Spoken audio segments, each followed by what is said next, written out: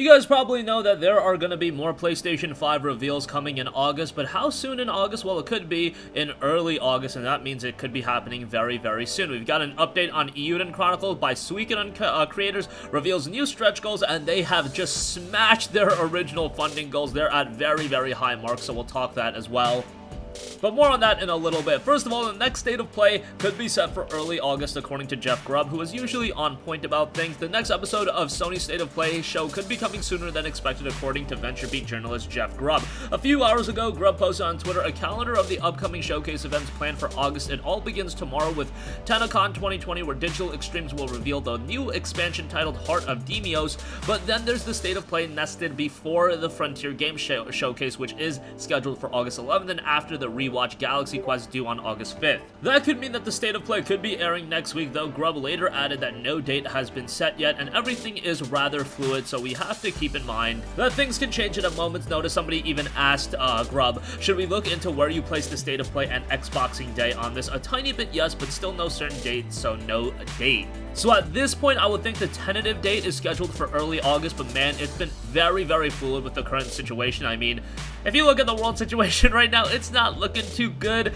heading into the future, but let's just hope we can get the PlayStation 5 revealed at fully with its price reveal and more games, because right now we still don't know what that launch lineup is going to entail of. I mean, we are heading into August. This console is probably going to be out in November, and we still have no idea what the entirety of launch is going to be, nor do we know what price point. Going back to the PlayStation 4, obviously, totally different world climate. It was a lot easier to get things done back then, but we knew the price, and I believe we knew the majority of the launch lineup by the conclusion of E3, which would have been in June, early June at that. We're heading into August, and we still don't have a lot of the key information. No price point either, and I'm sure price point is something that Microsoft and Sony are going back and forth on. I would imagine Microsoft has their price in play, but Sony's got to be careful, because if they end up pricing their console at $500, there are rumors suggesting Microsoft might fire back and price it at $450 or something like that. That would be a pretty big response, but at the end of the day, I think the Sony fans are ardent enough to want to buy the PS5 regardless, just because of the first-party lineup of games. And as I've been saying, both consoles are going to sell out immediately. I truly believe that these are both going to be hot-ticket items. I think the demand is going to be there a little bit more for the PS5, but the demand for the Series X, I imagine, is going to be really high as well. What does that mean? Well, I think when you go on second-hand markets like eBay, the PS5 is going to be priced higher than the Microsoft Xbox Series X, but what does that really mean at the end of the day? What I really want to know is the launch lineup. We know Spider-Man, but man, Spider-Man's a standalone expansion. I'm excited for Miles Morales, but I need something that's going to wow me day one, whether that be Demon's Souls Remake, and Demon's Souls Remake is huge. I am not trying to, go against that, but for me personally, Souls isn't like my top franchise. I know there are a ton of Souls fans out there, and for a lot of people, that would be a day one no-brainer that'll sell them on the console. For me, a game like Ratchet & Clank, a game like Horizon 2 even, a game like that rumored franchise coming back, if it's a Jak and Daxter or something like that, that could absolutely win me over. Right now, Spider-Man is a great launch title as a complimentary game, but I need that game to really sink my teeth into. That's really going to showcase me the power of next gen, because at the end of the day, Marvel Spider-Man looked great. Miles Morales is going to build on that. Obviously, it's going to look better because it is going to have the horsepower of the PS5 to work with, but I don't think that's going to be the defining next-generation experience that, let's say, a Killzone Shadowfall was. Even though I wasn't the highest on Killzone Shadowfall, I didn't think it was the greatest game of all time. Shadowfall showcased to me that, okay, we are in the next generation from a technical standpoint, and then Bloodborne really pushed it that, okay, we're in the next gen from a quality standpoint. Ideally, I would want that Bloodborne type of game, and I say that while also saying that Demon's Souls Remake is not my cup of tea. Bloodborne, I don't know what it was about Bloodborne. I enjoyed Bloodborne exponentially more than the Souls titles. Maybe that was because of the setting. I don't know. But yeah, I might be in the minority, but Demon's Souls Remake just doesn't do it for me at this point. And that's recalling on playing Demon's Souls and remembering how clunky it was, but obviously Bluepoint is going to refine that game quite a bit. But as far as State of Play, it's going to happen sometime in August by the looks of it.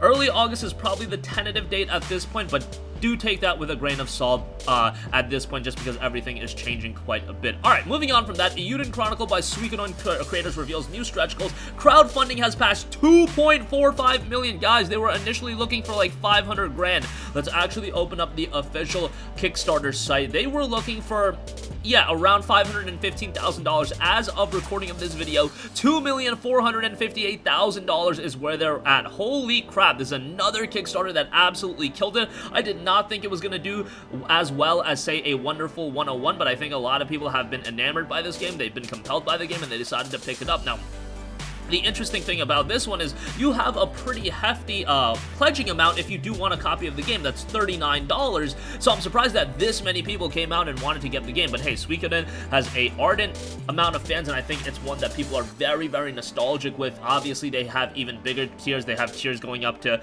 I just keep scrolling. Let's scroll all the way down. They've got tiers going up as high as 3 grand, 3.7 grand, 5 grand, $4,800, I should say. The $4,800 one will get you, actually, it's not even available anymore. They got the 5 backers. They've got the 10 backers for the $3,691. Oh my god, they got all the backers for all the hefty versions. Damn, that is kind of crazy. Yeah, obviously, there are a lot of Suikoden fans out there.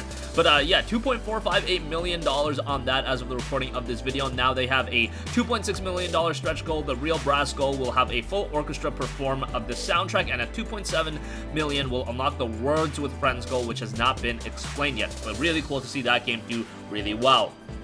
Union Chronicle 100 Heroes will be out in the fall of 2022 for PC, PS5, PS4, Xbox Series X, Xbox One, and a possible next-gen Nintendo platform, so take that of it what you will. But that's going to conclude this video. Again, as far as State of Play is concerned, it looks like tentatively it's scheduled for August of 2020. At this point, there's no official date, no concrete date.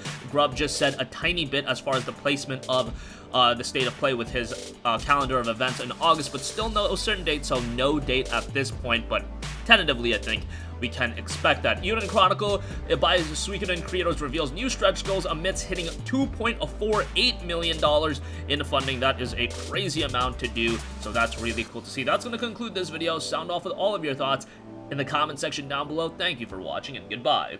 Hey guys, we hope you enjoyed the video, and if you did, make sure to hit the subscribe button, and if you're already subscribed, do us a favor and hit the bell icon. This way you'll be notified whenever we post a new video. That's the best way to keep up with all of our uploads, and we usually try to upload 2 videos a day. And with the bell icon hit, you'll be notified whenever we do upload a video. As always, thanks for watching.